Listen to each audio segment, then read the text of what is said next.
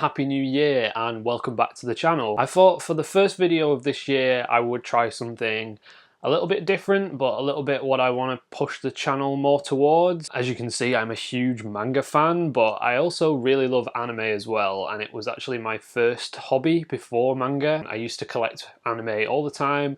I have an extensive anime collection, which I'm going to make a video on in the future, so stay tuned for that. So yeah, I thought I'd start the year right by doing something that encompasses all of my hobbies, and what better way to start talking about anime than to mention Netflix. So this is a top 10 anime series on Netflix at the minute. Bear in mind that I live in the UK, so this list compiles the top 10 anime in the UK Netflix, and I believe that all of these series could be the #1 spot. So yeah, don't be getting too, bogged down on who I pick for #1 and who I pick for number 10. That does not matter.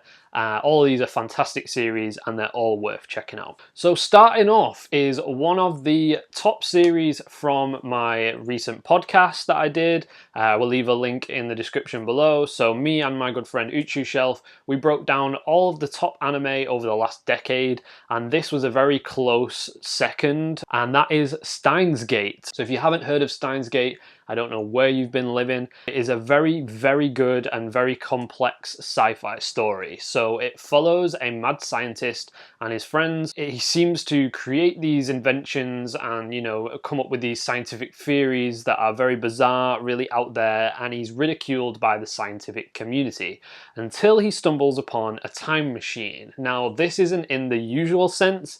It's actually a microwave, but he accidentally turns it into a time machine, and instead of being able to transport himself back in time, it actually allows him to send text messages through time. So yeah, the idea of sending a text message in time might seem really trivial to some of you, but actually if you say we're in a car accident one day and you knew, at the end of the day, you've broken your back and you're paralyzed for life. You could then send a text message to yourself in the past telling you not to get in the car and not to drive that day, and that then never happens. So, as the story progresses, the scientist experiments with more ways of, altering the past, and some things, you just can't fix. And that's all I'm going to say. It's a really great mystery.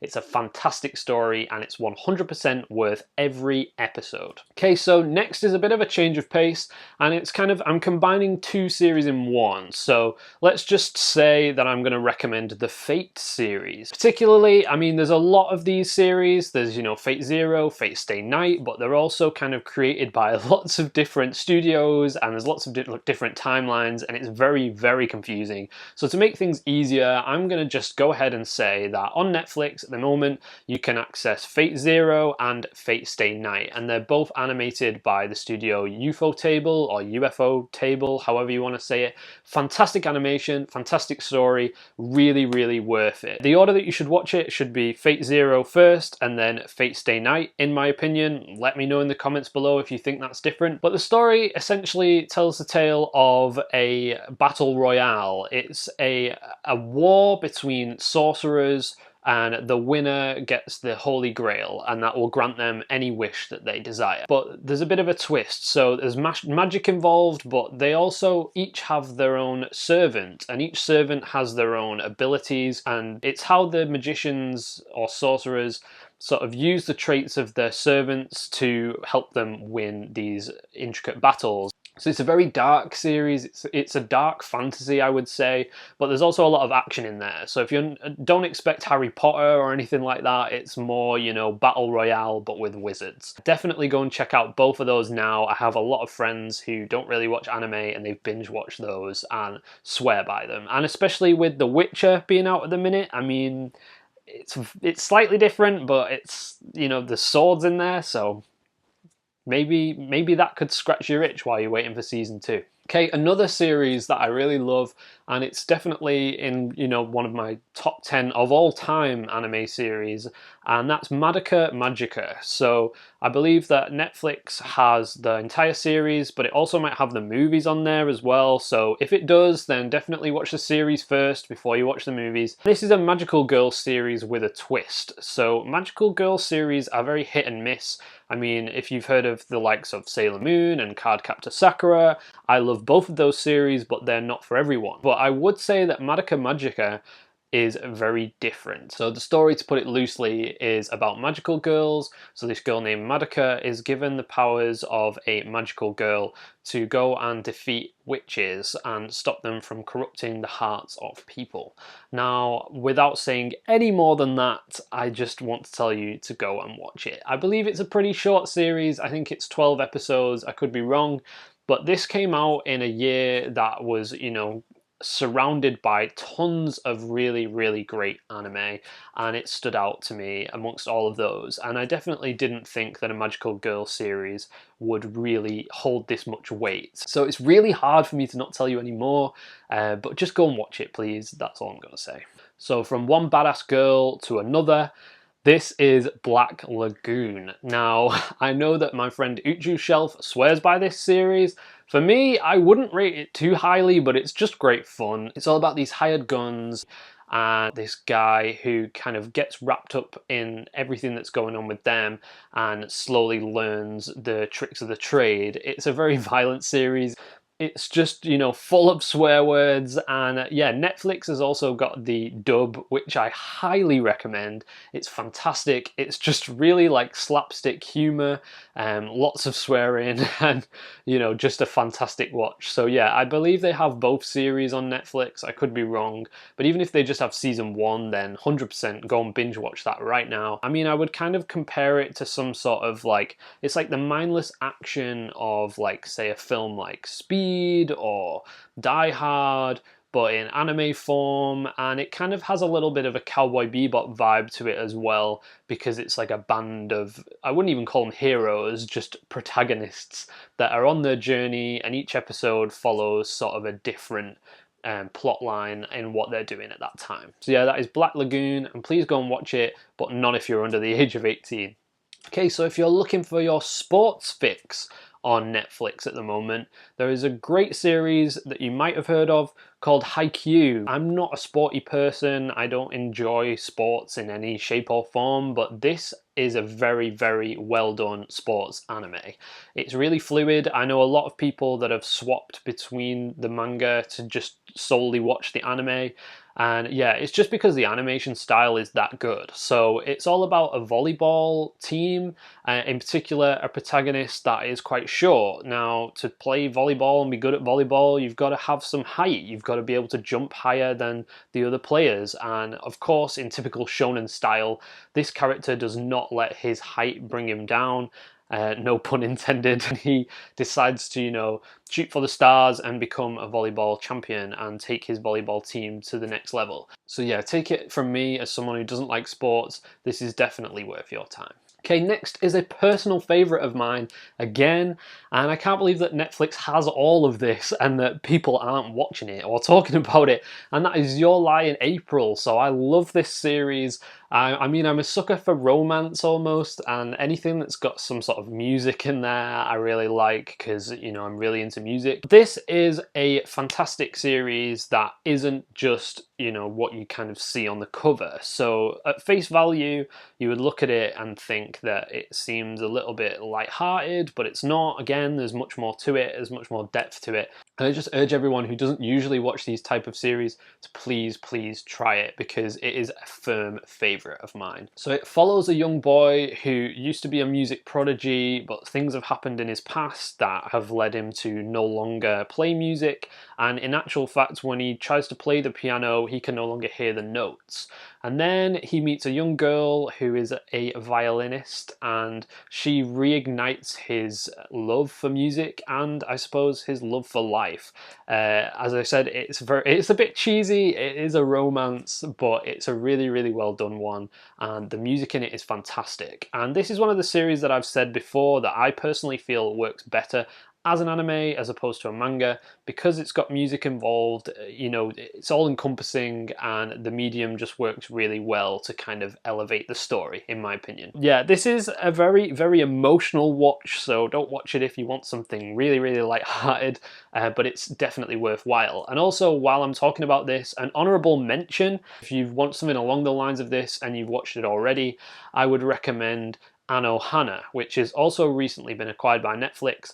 That is emotionally destructive. I watched it, I felt really bad, and I needed to watch something happy afterwards, but it's also still a really worthwhile series, and it's really, really great. So yeah, if you do watch either of those, definitely don't hold me accountable for any kind of turmoil that you go through, but let me know in the comments below if you enjoyed them or not, because they're certainly some of my favorites. Okay, now we're coming to the final few in this top 10 list, and it's a really tough choice for me to pick any of these. But starting off, I'm gonna go with the big guns, and that is Devilman Crybaby. So this is a Netflix original series. I don't know how much of that is true, because I feel like they use that very, you know, haphazardly as of late. They'll just stamp it on things that I know full well they haven't produced, but I think, to my knowledge, that they did, you know, invest money in creating this series, and it was a very hit and miss series, so I think that's why I haven't put it in my top 3. It's a remake of a very old manga and anime that was just called Devilman, and it's a modern day spin on it. As you expect, it's about a boy who becomes a Devilman, which is sort of like an antagonist, and he's sort of evil, but he tries to use his powers for good. It's really violent, and it's got quite a lot of sex in it, and, you know, just really off the wall stuff that I would definitely steer clear of if you find those a little bit triggering. I believe that Netflix has rated this 18, which I 100% understand, but yeah, I think it's really worth your time. If you're like me and you really like kind of gory action series, like I love Gantz and I love Dorohedoro, then this is definitely up your alley if you haven't watched it already, and it's quite a short series as well, so very, very easy to binge. And I know for a lot of you that you definitely rated it your favourite anime of, you know, the last few years, and it's one of the best things to come out of Netflix, so you're doing yourself a disservice if you haven't watched it already, even if it's just to be involved in the discussion of whether you love it or hate it. Okay, so the big 3 on Netflix at the moment, and these are the ones that I would recommend to anyone if they're new to anime and if they've just got Netflix and they're like, where do I start? I would pick any of these 3, and they're all equally important, and they're all some of my favorites. So the first of those I'm going to go with is Code Geass. Now, this is one of my firm favorites. It's probably in my top 5 anime of all time. It follows a boy that lives in a new version of Japan that is under the control of a military government. So he actually gains the powers from a mysterious entity to make someone do anything that he wants, but the power is only available to use once, and then he cannot use it again on the same person. So essentially the story follows Lelouch, this young schoolboy, on his journey to freeing Japan from the hold of this military government. I've always described this as a little bit of a Death Note with mecha suits, which if that doesn't interest you, then I don't know what else to say. But I would say that this is a really great starting point if you've never watched any mecha. It's all about, you know, one character trying to outwit another.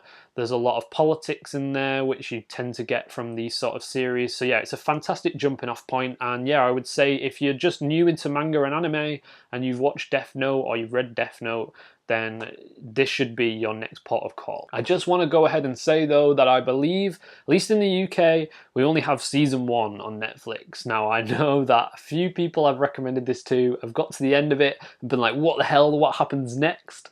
That isn't my fault, I can't do anything about that, but if it makes you go out and watch the rest of Code Geass, then, you know, I'll have done my job. So yeah, disclaimer, I don't think all of it's available, but all of it that is available is still worth watching. Okay, and now for my top 2 anime on Netflix. And number 2, this was really close, is Neon Genesis Evangelion. And that's because this is one of the most worthwhile and most talked about series of all time. If you go to Japan, you can get any kind of merchandise you want with characters from Evangelion on it, and that should speak for itself. It was essentially the Attack on Titan of its time. It's controversial, it's gory, no one knows what the hell happens half the time, and it's just a classic series. Netflix has actually redubbed it, and I don't really enjoy that, so I would recommend you watch it subbed rather than dubbed. And also, you know, there's a few little minor changes which you're just going to have to put up with, which I know fans of the original series are not happy about. But to give a rundown, it follows a young boy named Shinji who is forced into piloting a giant mecha suit known as an EVA to destroy invading aliens known as angels. If you've seen the film Pacific Rim, it's not that great of a film, but it took huge inspiration from Evangelion. It was deemed the Attack on Titan of its time. Everyone cosplayed it, everyone loved it, everyone raved about it, and for good reason. And especially in the UK, and I believe in other countries as well, licensing rights to Evangelion have been on hold for such a long time that now we can finally legally watch Evangelion in the UK. And although it's not perfect, I would definitely say it would be a shame to let all the hard work of licensors go to waste by not watching this on Netflix. So yeah, despite whether you love or hate what Netflix has done with this series, you can't argue that everyone should experience it in one way or another. And finally, my #1 anime on Netflix at the moment should be no surprise to any of you, and that is Full Metal Alchemist Brotherhood. This is the gateway anime for so many people. It's so fantastically done, and it's so true to the manga, which is definitely the way the author intended the series to be experienced. Now, you will know there was a series that was brought out much earlier, just called Full Metal Alchemist, and Brotherhood is the later adaptation of the same series. And the reason for that is that the original anime had an anime-only ending because it overtook the chapters of the manga as they were coming out. So another studio decided to remake the anime and stay true to the manga, and that is what is Brotherhood. So don't be put off, don't think that it's a sequel or that you need to have watched the other one first, because you don't. Despite what anyone will tell you, Brotherhood is the far superior version of watching Full Metal Alchemist, and there's nothing else that I have to say about that. And if you feel any differently, let me know down below. So it follows the two Elric brothers on their journey to finding the Philosopher's Stone. So in the world of Full Metal Alchemist, there is a skill known as alchemy, which is kind of a cross between science and magic, I suppose, and it all works on this law of equivalent exchange. You can offer up something and get something else in return, but they have to be of equal value. And the two brothers have lost quite a lot through their misuse of alchemy. So Edward has no arm and no leg, and instead he has a metal arm and a metal leg, and his brother Alphonse actually has no body whatsoever, and his soul is adhered to a huge suit of armor. Without telling you how that happened, all you need to know is that they're on a journey to find the Philosopher's Stone in order to get their bodies back. But they stumble upon a huge conspiracy, a war between nations, and so much happens in this series. It's quite a long one, it's over 50 episodes, or it's 50 episodes, I can't remember, but every one of those is so worth it and so well animated. This is fantastic, and just as a side note, the opening theme to the first few episodes of Brotherhood is one of my favorites. So yeah, that's it for this top 10 list of anime on Netflix. I'm sure that this will change, and I'm sure that I'll probably make one further down the line when there's more anime on Netflix. Let me know, depending on what country you're in, what anime you would put on that list, and I will tell you whether we have it in the UK as well. If you haven't already, then subscribe and hit that like button and all those things that you generally do. Thank you so much as well for 600 subscribers, I believe we're at now, which is just mind-blowing, and what a way to start 2020. And yes, if you haven't already, then please check out Between the Shelves, which is a manga podcast with myself and OnTheShelf, where we talk about manga, anime, everything in between. We'll have a new episode of that out very soon as I've finished moving house and sorted all of that stuff. So yeah, stay tuned and let me know what else you'd like to see on this channel in the coming months. Thank you again for all your support, and stay awesome.